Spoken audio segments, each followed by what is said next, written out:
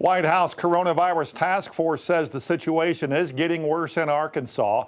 It recommends putting tighter restrictions on restaurants, but Governor Asa Hutchinson says no way. 5 News reporter Veronica Ortega has more on how the governor addressed those recommendations today.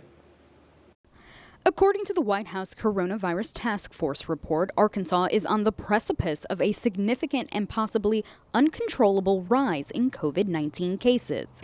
And we have to be mindful that if Arkansas continues at the present pace over the last 2 days, then Arkansas will have an additional 1,000 Arkansans that will die as a result of COVID-19 between now and Christmas. Governor Asa Hutchinson has resisted in recent weeks putting new restrictions in place and has stood firmly against a complete lockdown. If you put the restrictions back down to 1/3, you would be shutting down a whole bunch of businesses. Right now, the limit on bars, restaurants, and other businesses is 2/3 capacity. The governor says the Alcohol Beverage Control Enforcement Department has done more than 3,700 compliance checks over the last several months. During those checks, investigators reported 93% of bars and restaurants have been compliant. 4 months is a long time to be given warnings. And so I think what you're going to see in the coming days is when we find people that are non-compliant, there's going to be more accountability, and we're going to up that just a little bit.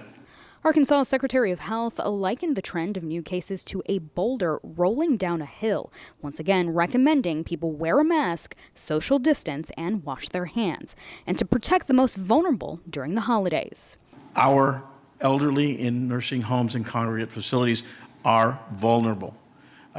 Bringing them to your home may be a detriment to their health.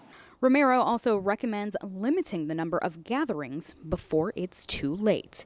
In Fayetteville, covering news where you live, Veronica Ortega, 5 News. Now, the governor is planning to be on a conference call with President-elect Biden's transition team on Thursday. He also noted that businesses in the hospitality and services industry in Arkansas can now apply for the Business Interruption Grant Program.